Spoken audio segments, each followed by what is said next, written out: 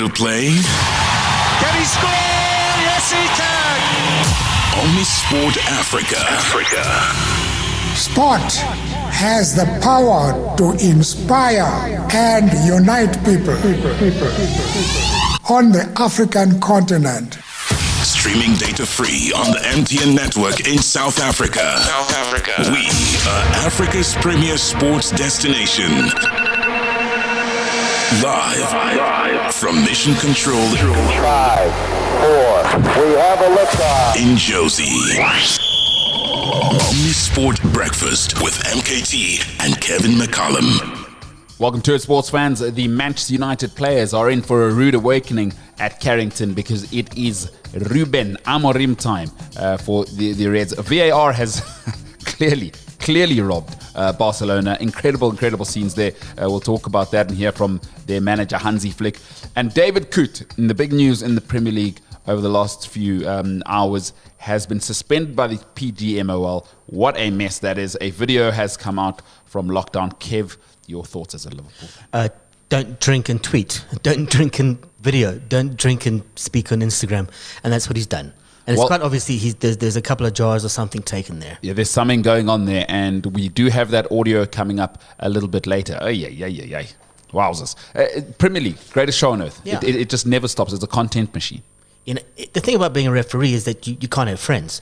And you can't have friends like this. And it's like, this guy's obviously not a friend because someone's released that. So obviously somebody sent it to somebody else, and then it's just sort of stuck around. Everyone said, no, my friend won't send it on. Never trust a friend. Never send nudies, guys. There are no secrets unless the person's dead. They're the only person who...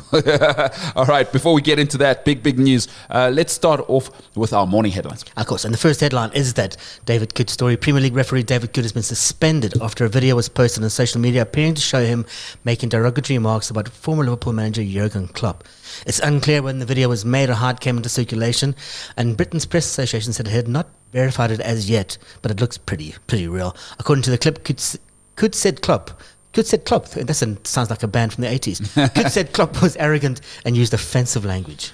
Bafana coach Hugo Broos has said if his team lose both of their 2025 AFCON qualifiers against Uganda and South Sudan, he would be the first back. He would be on the first flight back to Belgium. You know, if we lose both games, 5 minutes later, I will be on the flight back to Belgium, Broos told the media. If we can't win, okay, with Uganda, we can lose, but not with South Sudan. I tell you, if that happened, I would take the flight immediately and you would never see me back again. Bafana play Uganda in Kampala on Friday and South Sudan at Cape Town Stadium on the 19th of November. Yeah, 5 minutes later, good luck getting a flight out of Uganda. Injuries ruled out flank Sam Cane and wing Mark Tialea. Sorry, I've actually just jumped one across. English Lucy Tom Curry has been ruled out of Saturday's testing in the Springboks at Twickenham, avoiding an awkward meeting with Bok hooker Bongi Mbonambi for the first time since the Witkamp drama from the World Cup. World Rugby had found during the World Cup there was insufficient evidence to back up Curry's claim made to referee Ben O'Keefe at the time that he was called a white C word by Mbonambi in the World Cup semi-final last year. Curry suffered a head injury at England's 42-37 loss to Australia. When asked earlier this year if he would shake Mbonambi's hand in the game, Curry said, "I'm not answering that." Injury has ruled out flank Sam Cane and winger Mark Telea from the All Blacks team for Sunday's test against France in Paris. Cane suffered a head cut during the win over Ireland and has gone through the HIA injury protocols. Telea's injury has injured his hand in the same match. Duplessis Kirifi has been called up and has wing Che Fihaki and lock Fabian Holland. That's why I gave you that headline. So Duplessis is actually, he's named after Morné Duplessis. The father was a huge fan. Last headline, Norway's Casper Ruud beat Carlos Alcaraz in straight sets in the opening game of the ATP finals yesterday. Ruud dominated the first set, coming back from 5-2 down in the second to win 6-1, 7-5 in Turin. World number 3 Alcaraz, who won the French Open and Wimbledon titles this year, made 34 unforced errors in an uncharacteristically errant display. It was Ruud's first victory over Alcaraz in their 5 career meetings. Good for tennis. Ruud, him, who's the physio guy with the Austrian guy with the physio who has drugs in his fingers. Italian, Sinner. Sinner, yeah. So they all They're all brilliant, and it's a new era. And it's nice because this thing of 3 guys winning 20 titles, although it seems fun, but I think it'll be nice for like 5 of them to win 10. You know, I think that's where we're kind of headed. Yeah, neither a winner nor a sinner be. Neither a winner nor a sinner be. All right, talking about sinners, we're going to get into the story which has just gobsmacked football over the last 24 hours. There's a video referee with his mate on the couch. What is going on? David Coote, we're going to start off with that in a bit. It's Omnisport Breakfast. Omnisport Breakfast with MKT and Kevin McCallum. That video appearing to show Premier League referee David Coote making derogatory comments about Liverpool and their former manager Jurgen Klopp was widely circulated on social media yesterday. Reports are that Coote initially denied the authenticity of the video. Now, before we play the audio, because we do have it, if you are particularly sensitive to language, particularly if you don't like in this modern era, the see you next Tuesday, it is in this audio, so please cover your sensitive ears for the next minute or so. David Coote, here he is with his mate. So, what did you think of the Liverpool game earlier when you were fourth official? Liverpool was shit. What do you think of Jurgen Klopp? Cunt, absolutely. What would you say? Why would you say that Jurgen Klopp was a cunt?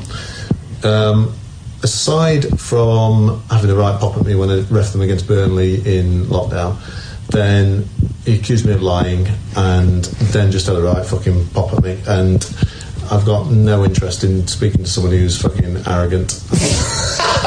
So I do my best not to speak to him. Milner's all right. I go on with. So James Milner, you get someone James Milner. You can see me there with mask on. Yeah, mask on, obviously.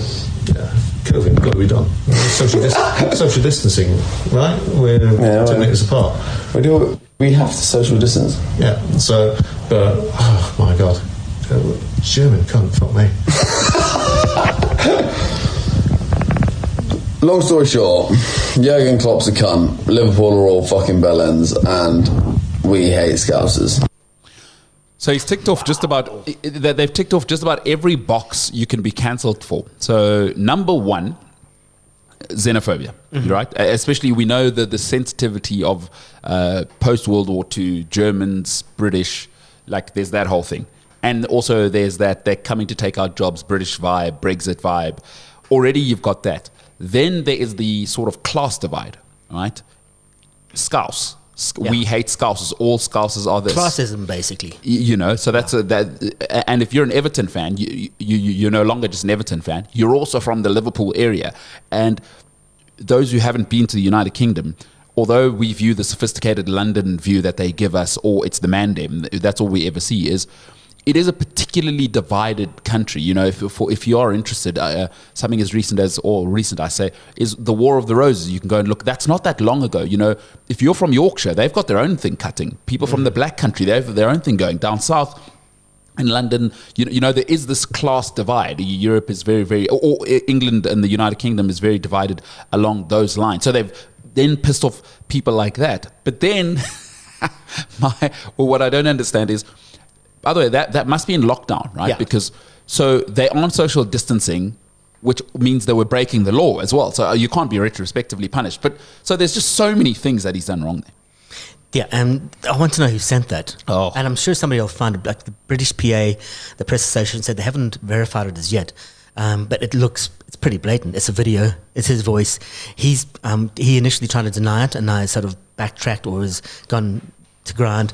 I guarantee as we speak, every single social media platform he's on, his platform has been deleted. He's not going anywhere near it. He's backspaced every phone. He's actually gone through his timeline. Maybe there was a homophobic tweet from years ago. He could be in a lot of trouble. I don't think he'll referee again. I think the problem isn't so much that he said it, it's that he got caught. You know, I don't know if you've ever had to make an apology for, I'm sorry that you caught me, not that I did it. So his problem is he's now on video, and naturally people do logical conclusions. Wait, if he's saying this about Scousers, what if I'm from Yorkshire? Or like, does he think that, hey, I'm black, what about me? You know, it becomes a thing now of like, oh, is this, ugh. Yeah, you don't say in private what you won't say in public. Yeah. And it just more worse than making a fool of himself. He's actually undermined referees, I think, to an extent.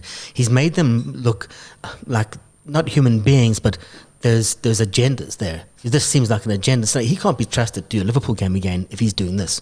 My thing has always been is, I don't think that whatever about the cheating and whatever, my thing has always been, why do we never look at the profile of person we're attracting to referees? Yeah. Get these egomaniacs out of the referee space. The fact that we know so many of the referees is disgusting. The referees should be in the background. You're a pot plant in the corner of the room when it comes to the context of a football match is where they should be. But we've got like these celebrity referees now. Oh my God. So, but this is what we get. So you think he's done, huh? I can't see a way back. I remember Steve Walsh got into similar trouble. He had a drinking issue with a rugby referee. Yeah. Similar issue, got into a fight during the 2003 Rugby World Cup when I think England tried to put in an extra player, or there's one player less, and he got into a scuffle with the England bench, and then he was basically put onto a rehabilitation program. Said, Steve, get off the poos, and get off the booze, get off the arrogance as well. Because Steve Walsh loved himself, and he loved himself so much that he was a New Zealand referee, but then they hooked him, and then he went to referee for Australia. Yeah. He became Australian. Yeah. So I think it's a very interesting time ahead. You can become part of the conversation. 0788 777716. Should David Coote ever be allowed to referee again? I guess there's a whole myriad of factors that has to be played out there. My God. But Coote has been suspended with immediate effect by the PGMOL. I'm looking forward to Howard Webb's next interview with Gary Neville and Michael Owen, where they talk absolute nonsense and dunk biscuits. It'll be awesome to see. All right, let's move on to the other side of the Northwest divide. New in at Man United, old out. The Amorim era has started. Calling out, of course, Ruud van Nistelrooy is out of there. Ruben Amorim has decided that Ruud van Nistelrooy won't be part of his staff moving forward as interim manager. Ruud van Nistelrooy has won 3 of his 4 games in charge, and the Stretford end serenaded the man at the end of the 3-0 win against Leicester on the weekend. It meant quite a lot to him. Here's what Ruud had to say. As a closure of this block of 4 games, I felt like a closure for that period, and the future is open. That's the way I felt it, and it was a moment. It was a beautiful moment to be able to share that with the supporters, and special. Official statement from Manchester United saying Manchester United can confirm that Ruud van Nistelrooy has left the club. Ruud joined in the summer and has taken charge of the team for the past 4 matches as interim head coach. Ruud is and always will be a Manchester United legend. We are grateful for his contribution and the way in which he has approached his role throughout the time with the club. He will forever be welcome at Old Trafford. Rene Haak, Ten Ruvala and Peter Morel have also departed, and we wish them well for the future. We will confirm the full men's first team coaching composition in due course. Clinical, and you're out. And brutal. It looks like Ruben's bringing his entire team from where he was before. I forgot, from Sporting. Like everyone, he's bringing even the sports psychologist and the sports scientist. There it is. That is exactly what is happening there. The Amorim era is underway, and he will take charge of training at Carrington for the first time next Monday, according to reports. The new manager says he is excited but not naive about the scale of the challenge that lies ahead. I feel ready for the new challenge. I'm not naive. I know that it's going to be very, very different, very tough, but I feel that I'm ready. I'm in peace now. I can focus on my new job, and I'm looking forward for start tomorrow. I know how I am going to play in the beginning, because you have to start with a structure that you know, and then you will adapt with the players that you have, some injuries or no injuries, what kind of players, the abilities to defend, to attack. I will discover that in the next few weeks. We don't have a lot of time to train, so I have to show something that I know very well. New era. And decent English. The poor guy from Sky, I think it was Mark Cottrell. Gary Cottrell. Gary Cottrell kept trying to get him to answer a question in English when he, after his last Sporting game, and he refused. He said, "No, I'll speak in English when I get there," and he has. Gary, are you happy? Yeah, probably not. Yeah, Gary Cottrell, never, ever happy. Hey, it's the Amarim era. Man United fans, how are you feeling? 0788 777716. You know what he'll need to toughen up is some AGT foods. Because it's game on with AGT natural superfoods. Our beans and pulses provide the fuel you need to keep moving. Power your passion with every bite. Brought to you by AGT Foods Africa. Good food, good health, good life. Our question of the day is related to Manchester United. Since Sir Alex Ferguson left 11 years ago, how many full-time managers have Man United had, and who are they? We will answer that question at the end of the day. Coming up next, I'm sure there's a few there's a few contenders, but Mampara of the weekend. We'll talk to that next in 60 seconds. Get on the air and join Africa's biggest Omnisport conversation right now. WhatsApp us +27 788 777716. Win with Omnisport Africa, Africa's premier sports channel. Click omniaudio.africa for the chance to win a signed football jersey from your favorite team. From the Amakosi to the Red Devils. Who do you support? Register with your cell number now at omniaudio.africa to be entered into the monthly draw. Unless you're already a free registered listener to Omnisport Africa, in which case you're automatically entered. It's in the back of the net! Omnisport Africa, Africa's winning sports channel. Listen to the noise! Live on your phone, data free to MTN subscribers in South Africa, and on demand all the time at omniaudio.africa. Strength starts with smart choices. Add AGT Foods barley and split peas to your diet for essential nutrients that support muscle recovery. Train hard, recover harder. Brought to you by AGT Foods Africa. Good food, good health, good life. You've seen the TV show. Now, get the Disky TV radio show on your phone. Data free on the MTN network in South Africa. T's and C's apply and online at omniaudio.africa. In this country, and in the context of this country, one less big team means that the sponsor is dying a slow death. When Nkululeko Nkewo, Benedict Villikasi, and Lingo Pep huddle. I saw that South Sudan are struggling. They are an emerging side or a new nation, the youngest nation in Africa. They don't know anything about football. Anything will happen. He's a coach that plays the football, but he's not a killer. The Disky TV radio show. Live every weekday on Omnisport Africa, on your phone, and all over the continent at omniaudio.africa. Omnisport Breakfast with MKT and Kevin McCallum.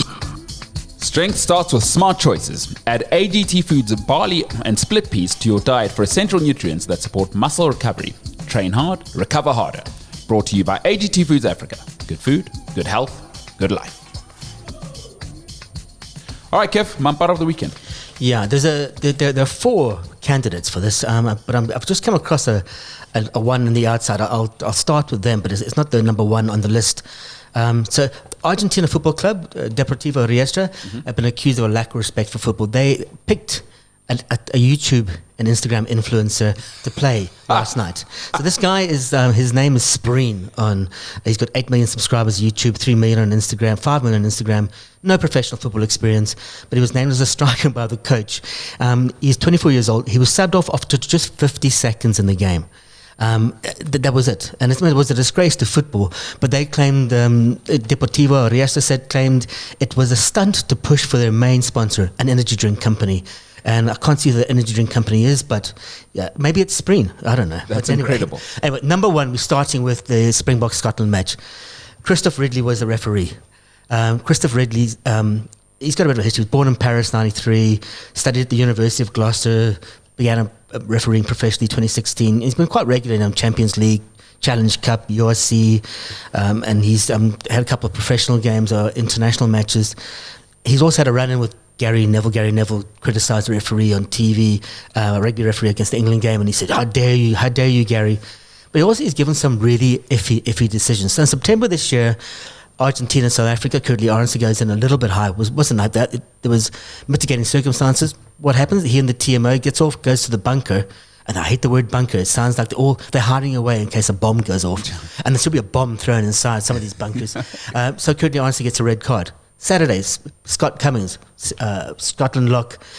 Innocuous, I thought, clean out of Franco Mostert. Franco Mostert was really going backwards, defending, his backpedaling. His knee did land awkwardly. I didn't think it was a yellow card. I thought it may have been a penalty at most. Somehow it gets upgraded to a red card between the TMO and Ridley. So he's number one candidate. But he's well behind some of the other guys. So number two, Steve Borthwick, you numbskull. He just is.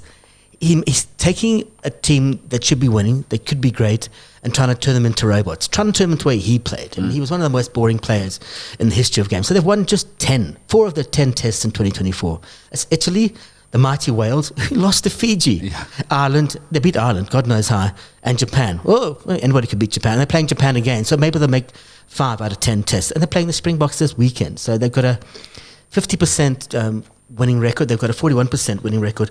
But it's what he says, you know. He talks about positives. It is a game where this is the loss against Australia. So they've lost 2 games in the last couple of minutes. It's a game we're in a position to win. There are multiple times we put ourselves in position to win, and we didn't win it. I mean, it's Captain Obvious. Yeah, it's platitudes. Yeah. And then he starts muttering in the press conference, "What is the decision-making process?" That's a question I'll be asking the players. Because they're trying to stick robotically to your game plan. You bring on George Ford, you move Marcus Smith to fullback, where he shouldn't be. He's one of the most exciting players. A lot of people don't like him. He spends a lot of time with his hair, and he's got the best hair flick and best comb through. You know what his vibe is, Kev? Sorry, is Danny Cipriani. You know, it's almost like some people in South Africa. We have a tremendous saying for this. You have to speak Afrikaans for this one. You call it a moermei gesig. And Marcus Smith and Danny Cipriani both have one because of that, like, I kind of love myself thing. And you know what? It would be okay if you're like maybe the 8th man, the fullback, the right wing. When you're the fly half, you can't be Cipriani. You almost need to be somebody who brings the team together, a Wilkinson, a Carter. You know, you almost need that guy to be presidential, right? Your fly half can't be Carlos Spencer. There's a reason why that didn't work out. He needs to be a unifier. And Marcus Smith, I think, kind of has that. I don't know if you'd agree on it. I don't think he's that with the team. Cipriani could be quite divisive when it comes to teams, yeah. I mean, there's that famous thing where he got knocked over by a bus when he was out on the piss in Newcastle, I think. He's got a checker history, but he was an extraordinary player. He was. I mean, I would have picked him. I love watching him play. But I think Marcus Smith is actually the answer at 10 for England. But what Borthwick is doing, not trusting him, is ridiculous. Number 3 is David Coote. I don't think I need to say anymore. I mean, it's just, he's just daft. Silly, but then it points to a greater flaw in his character and a greater worry that are there more referees doing this behind closed doors?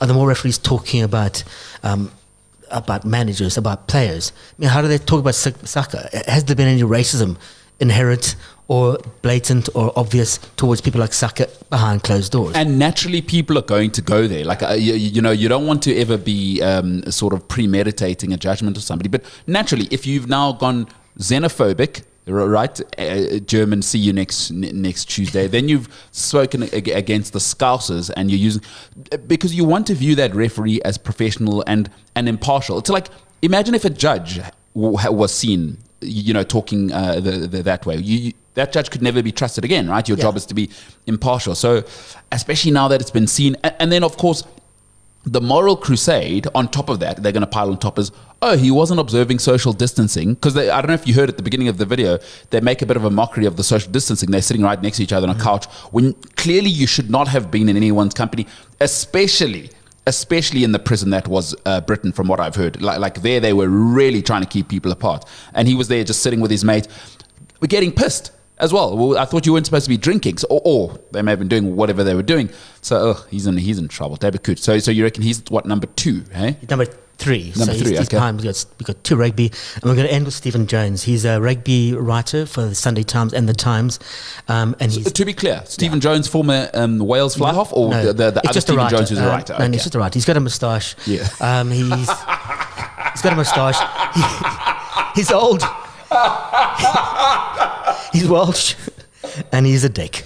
He does not like Rassie Erasmus, and he keeps using the word arrogant. He doesn't like the Springboks. He doesn't. And so today's story, I only found this morning when I opened up. I subscribed to the Times to read people like Michael Atherton, and not Stephen Jones, but It's time to outlaw South Africa's dangerous, arrogant bomb squad. So I don't know where he gets dangerous and arrogant. And who's it dangerous to? No, why is it dangerous? It's because Mostert replaced Achilles Snyman. And this is a basic xenophobic line. He said, he's a massive Praetorian with a beard and a fashion once worn by the fur trackers. Oh dear. Where does that come from? Yeah. You know, the Mark Palmer wrote for the Times after the match, said it was an intimidating sight when all these arrivals were fresh and gleaming in their new Springbok jerseys, a contrast to the sweat-stained Scots who had already played more than half of a fierce game. It was an intimidating sight, wrote Mark Palmer. Of course, an intimidating sight, you dickhead. Yeah. It's Achilles Snyman. Yeah. He's the Viking. Exactly. And he said, well, how come Eben Etzebeth could play the whole game? Because he's Eben Etzebeth and he can do what he wants. Yes. I just found a lot of this stuff vaguely racist. And then he cocks it up near the end. He goes, it was during the 2017 Rugby World Cup that the Springboks replacements were first called the Bomb Squad. There was no World Cup in 2017. 2019, Stephen. It really is time for you to shuffle off the model coil that is the Times and just go happily into retirement. Sit down, drink pints of ale with your mates, pee on that picture you have of Rassie Erasmus just above your toilet seat. He's one of those guys. Like, he probably has got a picture of Rassie Erasmus on the back of the toilet seat. So every time he goes for a pee, he can pee on Rassie Erasmus. Hates Rassie, hates him with a passion. So he wants to know about. He says, how come they've got two of the greatest hookers in the world, in Bongani and Mbonambi and in Malcolm Marx. So we developed these two great hookers and said, we said, which one of them should be like the best hooker in the world. They're both the best in the world. And we're playing to the laws of rugby. The Springboks are not cheating. And they didn't write the laws. World Rugby write the laws almost to stop us. They stopped when Damien Willems that took a scrum from the free kick. God, World Rugby nearly took a crap on themselves. And then they changed that law. Then they changed the line-out law. Then they've changed the scrum law. They're tweaking and tweaking without fixing things. And stop tweaking. I mean, there's more.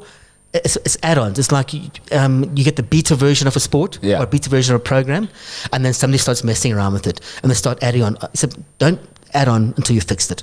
Well said, well said. If you're just joining us, it's Mampara of the weekend, 4 incredibly strong contenders. On that last one, Scotland have a bench too. Yeah. The guy's talking, everybody who complains about the bomb squad, it's like, you have a bench too. We're not stopping you from using your bench or developing athletes as well. Yeah. It's not like the Springboks. The Springboks don't get 10 subs. You get 23, we get 23. We'll see you on the battlefield. What are we doing here? So Scotland did use their bench, and their big thing, Gregor Townsend was bragging afterwards about how great a performance it was in a 17-point loss. You lost by a lot. But those are the standards. I mean, it's very strange to me that people are complaining where the playing field is actually uneven against, if anything, South Africa. You have the pounds. Just buy. You could buy any players around the world. I promise you, players will move there if you just offer them the kind of poundage you guys have there. The pound is so strong. You can buy anyone. We're not restricting you. Go to Borland and go and get the next Ashley Johnson and buy him and the next. Yeah. These guys are available. You have the option, especially in today's world, to buy them. But, you're just not good enough. Who's the winner for Mampara of the week? Oh, it's got to be Stephen Jones. And I think he could be he's going to be a regular contender during the rugby season, the way he's carrying on. Stephen Jones, without a doubt. You want to read the comments underneath. Some people agree, we got to stop all these substitutions, stop all these replacements. Another guy going, but that's how things get played. Yeah. And that's how we play. And it's not always 7-1. Somebody said, what is the 7-1 split? Explain it to me. He said, it's like when you go to your friend's house and he's got 7 bottles of brandy and 1 bottle of Coke, and he says, no gaan ons braai. That's a South African split of 7-1. I absolutely love that. Just to finish off on Mampara of the weekend, I think he might be a bit acid because Wales are the worst of all of the Northern Hemisphere teams. They're worse than Scotland. Remember when Scotland were the joke? And now Mr. Jones realises his Wales lost to Fiji. Let's just talk about bomb squads when it comes to Scotland. Dylan Richardson on 61 minutes. Randy Sutherland on 61 minutes. Elliot Mills 65 minutes. Josh Bayliss 63 minutes. Jamie Ritchie 60 minutes. See, all these guys come on the 68 minutes and around about 60. That's a bomb squad. It's not a very good bomb squad. It's Le Boom squad. Yeah, it's more like Firecracker squad. Bomb squad. All right, well, coming up next is Africa's greatest contributor to cycling. Let's call him that because this is a man who has been around. iconic. He knows what iconic looks like at Tour de France. And as Mark Cavendish's career comes to an end, Gary Blem will join us next to discuss that great man's career. Get on the air and join Africa's biggest Omnisport conversation right now. WhatsApp us +27 788 777716. Win with Omnisport Africa, Africa's premier sports channel. Click omniaudio.africa for the chance to win a signed football jersey from your favorite team. From the Amakosi to the Red Devils. Who do you support? Register with your cell number now at omniaudio.africa to be entered into the monthly draw. Unless you're already a free registered listener to Omnisport Africa, in which case you're automatically entered. It's in the back of the net! Omnisport Africa, Africa's winning sports channel. Listen to the noise! Live on your phone, data free to MTN subscribers in South Africa, and on demand all the time at omniaudio.africa. Elevate your performance with the goodness of whole grains. AGT Foods quinoa and bulgur wheat deliver sustained energy for every workout. Stay fit, stay healthy. Brought to you by AGT Foods Africa. Good food, good health, good life. Think you know African football? It turned out to be a fourth loss in a row for Manchester City. Then get to know Jermaine Egesa. Well, that's right. An anticipation for a bounce back here for the Citizens ended in abject failure as they were submitted to another loss at the Amex Stadium here, the home of Brighton and Hove Albion. Omnisport Africa's premier football show. The world's premier football leagues explored. That loss did not just dent them, but also racked up some very interesting statistics. Virtue of losing that game, they actually now are on one of their worst run of defeats in over 18 years. Monday to Friday, live at omniaudio.africa and streaming data free on your phone on the MTN network in South Africa. T&C supply. Gary Blem has more Tour de France yellow jerseys and stage wins to his name than any other South African or African for that matter. As one of the top bicycle mechanics in the world, Gary has wrenched for Chris Froome, Daryl Impey, Barlow World, Team Sky, and the great Mark Cavendish. Gary, Cavendish rode his last race before going into retirement this weekend. Does he go down as the greatest sprinter of all time in your view? Yes, most definitely. I spent several years with Cavendish, and you know, it's going to take quite a bit to beat that feat by any sprinter. He's a sprinter of a generation. And what do you think separates him from everyone? Because some people can win. You can win the genes. You can win that lottery. You can obviously they've all got these incredible teams. Guys like yourself. What made him different? Getting to be close to him for you. Well, I think what set him apart was obviously the team that he was in. It was built around him. He had a great sprint train. He had guys like Tony Martin, ex-world time trial champion, pulling on the front in the last 2 to 3 kilometers. You know, nobody could come around Tony at that stage. And then you got Berg Grapsch, also ex-world time trial champion. You've got Mark Renshaw, the one of the smartest lead-out guys in the world, I think, in the history of the sport. That guy would guide Mark in the last 2 kilometers to the finish. He would say what side of the road they need to be on, left, right, how to take the roundabouts, and then drop him off at the right spot. And Cav would then finish it off. And I think it was just a combination of factors there. And once he gets going, once he starts winning, he's unstoppable. He's unbeatable, really. It's something awesome to see. And you worked with him at Team HTC and became his personal mechanic. And when you moved to Sky in 2012, when he moved to Sky in 2012, you went with him. And from what we read and have researched, he's an absolute stickler for detail. There was a story about him at a team camp when he spent 2 hours working on the position of his stem. What is your relationship like, and how demanding could working with him be for you? To give you an indication, the one day we had a bodyguard in HTC and he came running to me and said, Cav, he's going crazy. Somebody's messed with his position. So all the mechanics disappeared. Everybody ran away. I was busy at that stage, I think, with Peter Velets and Tony Martin.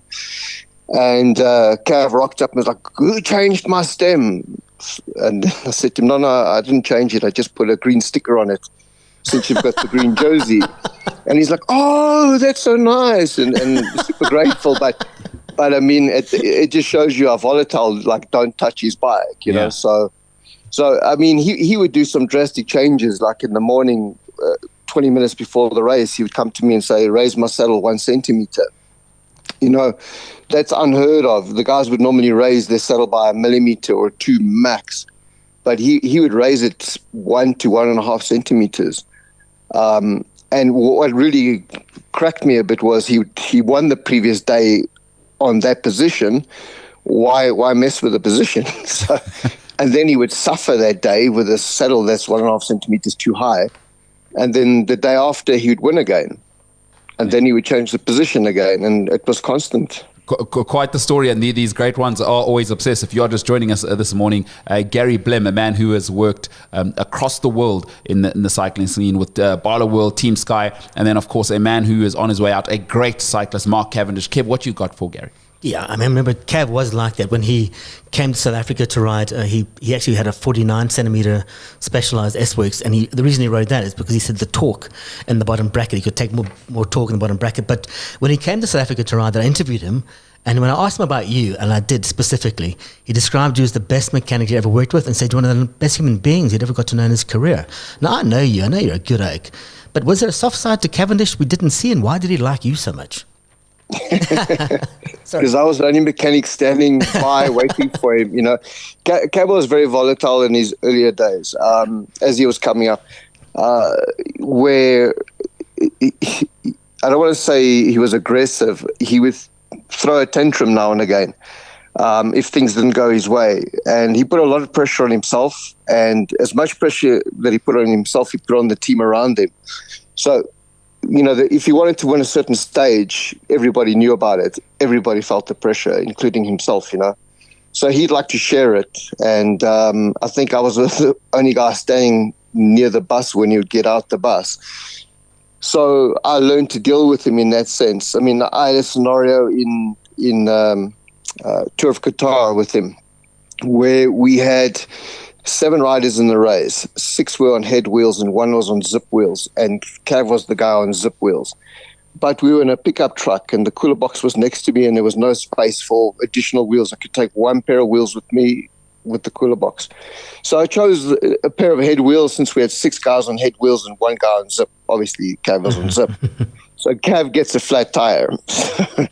So you can imagine. So I put this head wheel on his bike, and he goes crazy. So he's like, my brakes are rubbing. And I look outside the window or leading out the car. I'm like, no, man, there's 5 millimeter clearance on each side. And he just couldn't ride his bike. He was so upset. And then at the end of the stage, he came to me and like, don't you ever put another head wheel on my bike again, you know? And there was nothing wrong with the head wheels. Don't get me wrong. There was nothing wrong. It was just a mental thing for him, you know. And I said, well, I didn't have much of a choice here. I've got 6 guys on head and 1 on zip. So like those instances. But then, you know, he's a really soft guy. Like if he'd win a stage, he would come and hug every single person in the team. Every single person. He would rock up at a race and bring us chocolates. I guess maybe I was too skinny then or something. But so there's a different side to him. And I think just the other day, not the other day, about 2 years ago, he was in Quickstep, and he started winning again. And I could see his personality changing. So up until that point, Cav was a super nice, friendly guy, easygoing, not the vicious Cav from the earlier days that I was working with. But I could see this changing in him, you know, because the killer instinct was coming out again. And I went to the mechanic that was working on his bike, and I said to him, listen, my friend, be very careful, hey? The old Cav is coming back. And he's like, no, Gary, he's such a nice guy. He's so easy to work with. And the following day went viral of him slamming his bike on the ground, saying, my headset is tight. You need to loosen my headset. I told you to do it. and he threw his toys. And I said, I told you, I warned you, the old Cav is back, and I think that's the way he deals with stress. You'll see days where Cav would win, he would go to the car maybe 5 or 6 times and change his cleat position. Just for the hell of, I don't know why. He'd move it forwards, backwards, sideways. He would just play with his cleats during the race. The peloton's doing 60 k's an hour, and he's at the car adjusting his shoes. But he'd win, Yeah. So it's just the way he deals with it. I guess it's how he psychs himself up. The way some, I guess, bodybuilders will slap themselves in the face or something. He just does it in a different way. But yeah, I mean, he's a mean machine. He's a born sprinter, that's for sure. And his passion. My first encounter with him in 2007 during the Tour de France was in London. He crashed, and he just stopped pedaling. He literally stopped pedaling, and it was like, I think, stage 1 or 2. And I eventually said to him, "Come, Cav, you need to ride. The peloton's going away. This is only, I think, stage 2 of the Tour de France. Don't give up now." He really stopped. He was so passionate about wanting to win that day that he didn't care about the rest of the tour. So, and that's his character. And I think this is what's made him special. At his age, to even continue and do the Project 35, to try and beat the hottest sprinters in this era is unbelievable. And you saw how he won it. That was one of the best sprints I've seen by him. And you've worked with 2 of the greats. I mean, fellow African Chris Froome, of course. For us, yes, we'll still claim him. What's it like working with Froome versus the great Cavendish? I mean, they're both great in their own right. Well, so at the end of 2012, it was quite a volatile season because we had Wiggins that won the Tour de France and Froome was second. Cavendish was the world champion. And there was a lot of tension that year in the Tour de France between Wiggins, Froome, and Cavendish because Cavendish wasn't treated special because he was the world champion because we had just too many leaders in the team. And at the end of 2012, Cav decided to leave the team because I think he wasn't treated the way he felt he should be treated. Like I said, Sky was just stuck with leaders, so he left. So when he left, I thought, okay, thank goodness I don't have that pressure in my life anymore. And in November, Froome asked me to be his personal mechanic, and I was like, oh shit. Well, sorry. Are you allowed to say it? And I'm like, yeah, we go again, and we did. That's it. Just so the difference between the 2 of them, Chris is extremely polite. Chris will please could you adjust my saddle 1 millimeter? Please can you do this? Please can you do that? Cav wasn't as polite. And I think just they're completely different. GC versus Sprinter. Sprinter, everything's down to 1 day, a single day, where GC is prolonged, which basically prolonged your agony. So with Cav, if you had to change a wheel for him in a race, there's helicopters, there's 20 motorbikes filming you. It's crazy. But it's that moment. It's that day. But with Froome, especially when he takes the jersey early on in the Grand Tour, you've got the cameras and the media on you the whole way through. I actually said to Froome, and this is ridiculous, stop taking the jersey so early. Let's just wait, for the latter part of the race. Because you put too much pressure on everyone, including your team. But he didn't care. He wanted if he could get the jersey day 1, he'd get it and try and keep it. That was his way of racing. But yeah, both very special. Both. I actually asked Froome one day, well, why don't you stop riding? You've made enough money. You can retire on what you've done, and you've accomplished a lot. This was after the second Tour de France victory. He said, no, Gary, I think I can win 6 more. I want to make history.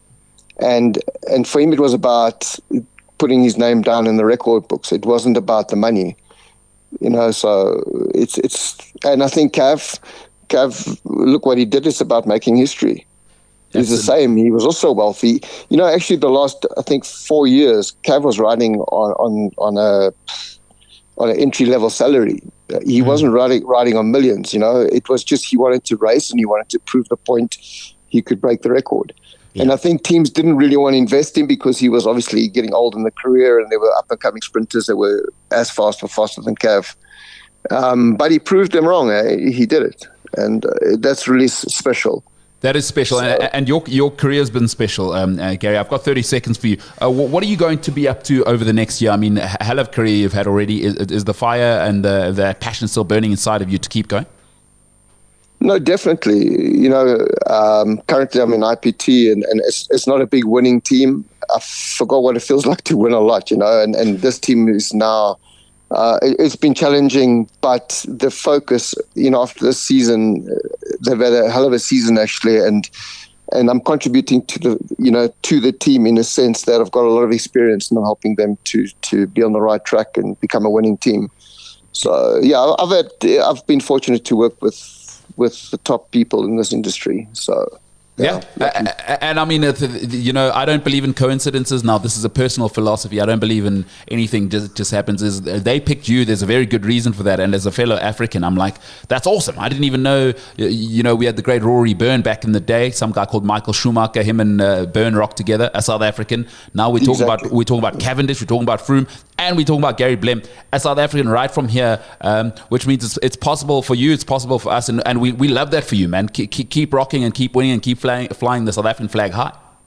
No, thank you. I really appreciate it. I mean, we got Louis Meintjes, we got a couple of guys, and it's nice to see. I'm super proud when I see the South Africans, and even the guys just working behind the scenes on the teams.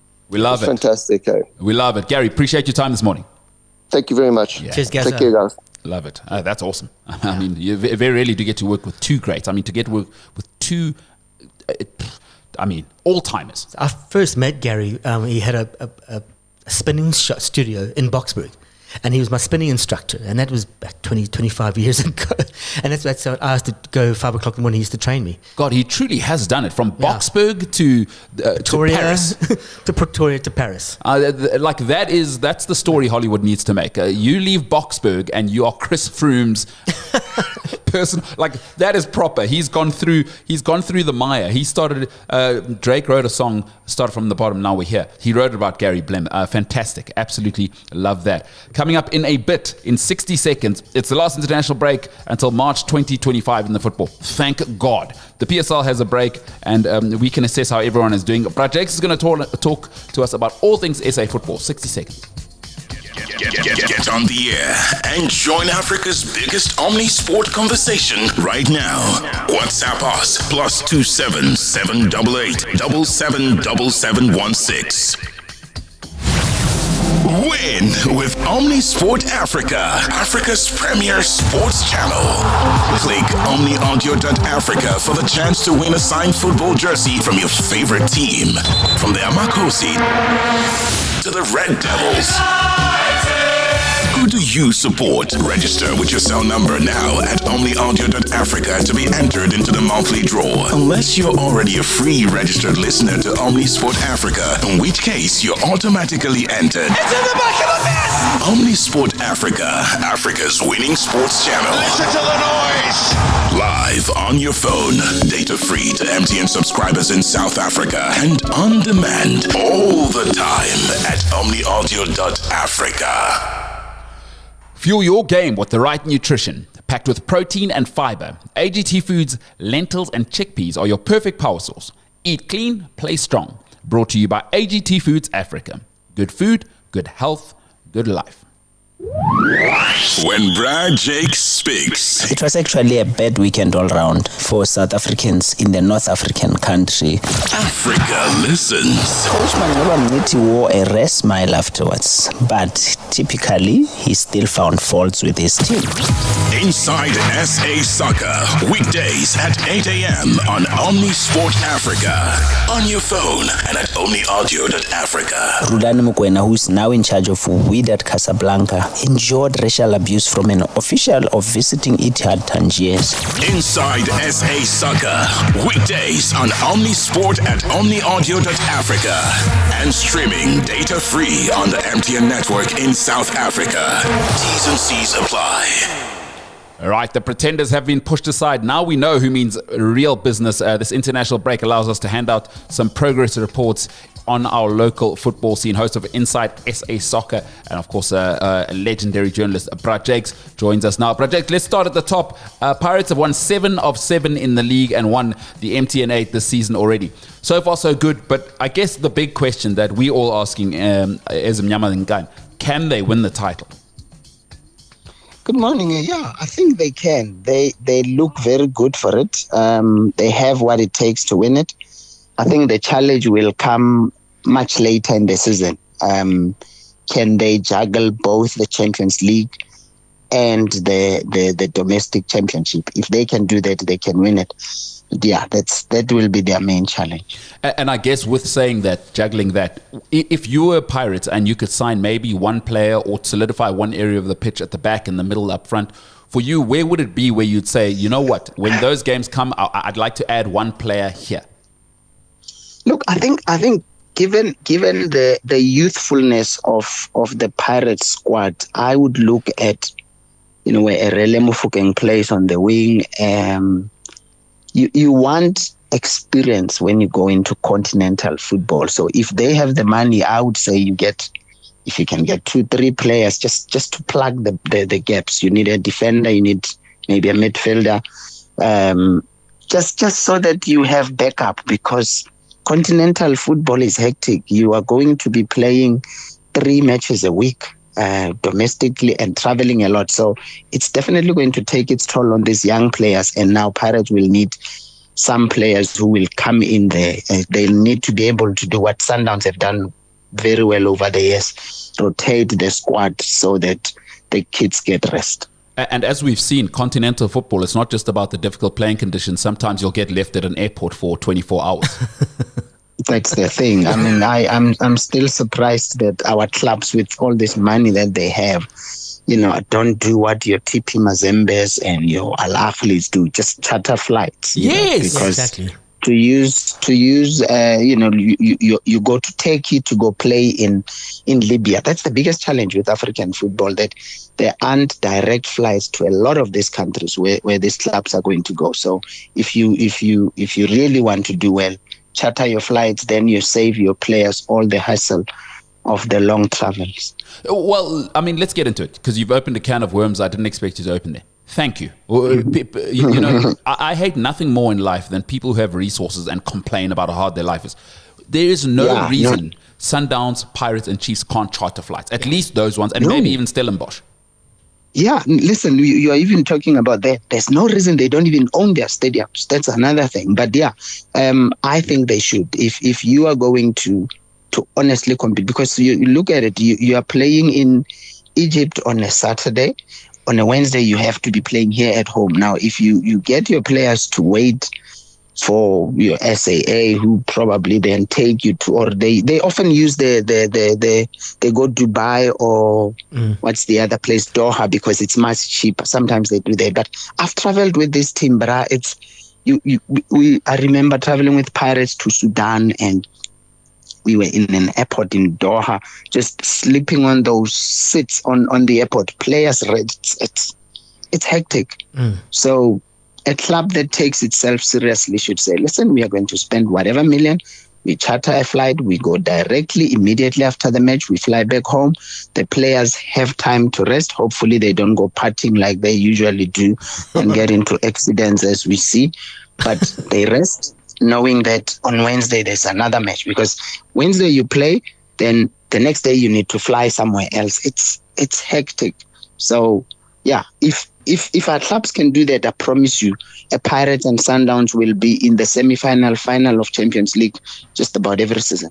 0788 777716. Should South African teams, especially those big three, be chartering flights? That's a great point being made by the host of Inside SA Soccer, Brad Jakes here. You spoke about teams taking themselves seriously. Let's go to a team that isn't taking itself seriously, or any of its supporters. We're going to stay in Soweto. It's Kaizer Chiefs. 7 points in 5 games, and a coach who's learning that Kaizer Chiefs, the seat is hot from day one. It's not like any other club. Are Chiefs going to make top 8 this year? And is there any way Coach Nabi gets fired this season? Oh, no, he'll not get fired. Kaizer Motaung does not fire coaches very quickly. So Nabi will stay. I think when you look at Nabi's history, he takes his time to settle in. At Yanga, for the first 6 months, he really struggled. But once he got going, he was just unstoppable, winning everything. I think Chiefs need to be a little patient with him. They need, he's spoken about it, they don't really have the quality players that are going to win him the league. So come January, they are the team that should just go into the market. And as he said, the players he needs, there's very few of them here in South Africa. So for once, the Motaungs are going to have to just, stop being stingy and go buy quality players, or else they will not succeed. No, but honestly, think about it. Chiefs have not really signed. Only this season really have they signed some quality. Miguel, Inacio, Rushwin Dudley, Bradley Cross to some extent. But over the years, we all know Chiefs were always waiting on players who are out of contract. So if they are to be seen as taking themselves seriously, they need to start signing. And I think Nabi has some. I've seen some glimpses of a coach who can do well. Actually, in my show later on, we are going to be discussing Nabi in depth with somebody who's followed him for the last 4 years. Okay, that'll be on Inside SA Soccer. Straight. I love that. We're looking forward to having that. Kev, what you got for Chiefs need to get some more walking around money, as they say in Nigeria. So what's more likely, talking about money, Mkezi paying her players on time and the full salaries, or Chiefs making the top 8? I know Chiefs will make the top 8 before that other thing happens. Listen, I don't know why she doesn't sell that club, or just sell 4 or 5 of those max and pay people, because really she can afford it. Yeah, exactly that. The problem with a lot of the clubs for me is that they shouldn't be hobbies. It's not a hobby; it should be a business. Yes, but you see, that's the thing. Look, we don't I don't know if what I'm saying will make sense, but I look at a lot of these people who come into football. A lot of them have businesses somewhere. Sometimes you wonder, what are they doing really? Is it a hobby, or are people just wanting to clean some money or something? It's people who come into the game to flex, really, as the youngsters would say, showing off that, I can do this. But football, as Ivan Khoza will tell you, it's a passion business. You need to love the sport, and it's not really, you're not going to make money. Actually, in South African football, the reality is, if you come into South African football, you're not going to make money, you're going to lose money. But you need to be, prepared for that. And a lot of these people come in, and I think it's all about showing off. And then when the money goes out, what do? They keep the one they have for themselves and then leave the players not being paid. And that's just killing football. And we don't need that. Yeah, it's like a drunk wanting to buy and own a bar. Just because you're good on one side of the bar doesn't mean you're going to be good on the other side. Exactly. All right, let's move off those guys who aren't taking themselves seriously. A man who should be taken far, far more seriously in my mind, one of the coaches of the year, is Clinton Larson. He seems to get little to no respect for what he's doing at Mkezi, and his career, by the way, preceding Mkezi. But I feel like he's the manager of the season almost already. He's going to the Colling knockout final after beating Pirates, and they really should have beaten Chiefs in that league. Oh no, I was at that match. They should have. Yeah. Actually, Clinton made a mistake there, because when they were 2-0 up, he changed his central defense and brought in 2 players, which I thought was silly, and they paid for it. But yeah, I think Clinton Larson is look, over the years, he's always been like that, very humble. He goes about his business quietly, and all the small clubs that he's coached, they always punch above their weight. And I think so far, so good. It's incredible to see. I go to their training sessions a lot here, and you should see the place they train at. It's Nordelex. It's some rugby pitch of sorts, and it's not the greatest. But for him to then manage to produce what he does is just incredible. And I think about it, 2012, he beat Sundowns in a Nedbank Cup final in Bloemfontein. So next week, they're playing in Bloemfontein against Sundowns. So wouldn't that be a story if they were to win this cup? Full circle. You love that deja vu. All right, Brad Jakes, I've got 30 seconds for you. Let's finish off with your boys. Limpopo, Polokwane City are in the top 4 after 7 games. I mean, how are they getting it so right? What's going on there? Look, I'm very surprised by them. I was one of those who thought they would go down, mainly because their club boss runs the club like a puzzle shop. But no, he's a very strange guy there. But anyway, we will talk about that at some other time. But listen, Puti Mohafe is a young coach who has been at the club for years. They've always, when a coach goes out, they make him stand in. But this time he's got the job and he's doing well. The one thing they've managed, I suppose, is to hold on to Ozwe Napolis and Tabang Maduludi, who everybody wanted. And the team is just playing. It's all about hard work. They work very hard. They believe in themselves. And the coach does his homework.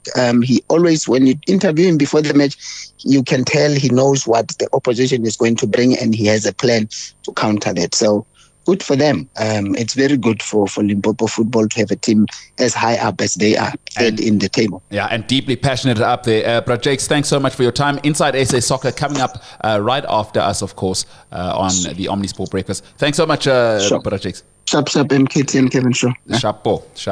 All right, let's answer that question of the day. I love that. He's loving that Polokwane City are doing well. Since Sir Alex Ferguson left 11 years ago, how many full-time managers have Manchester United had, and who are they? Okay, they've had 6. David Moyes, Luis van Gaal, Jose Mourinho, Ole Gunnar Solskjaer, Eric Ten Hag and Ruben Amorim. Quite incredible. That's basically under 2 years per manager that they've had. They used to be the club laughing at everybody else. Now everybody's laughing at them. It's Amorim era. Let us know. 0788 777716 if you're a Man United fan.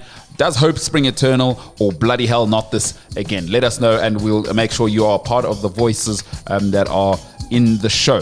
Okay, well, that is it for today. Join us tomorrow as we bring you the greatest of sport from Africa and around the world.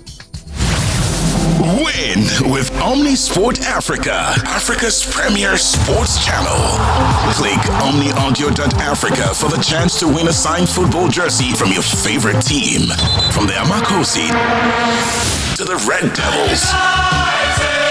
Who do you support? Register with your cell number now at omniaudio.africa to be entered into the monthly draw. Unless you're already a free registered listener to Omnisport Africa, in which case you're automatically entered. It's in the back of the net! Omnisport Africa, Africa's winning sports channel. Listen to the noise! Live on your phone, data free to MTN subscribers in South Africa, and on demand all the time at omniaudio.africa.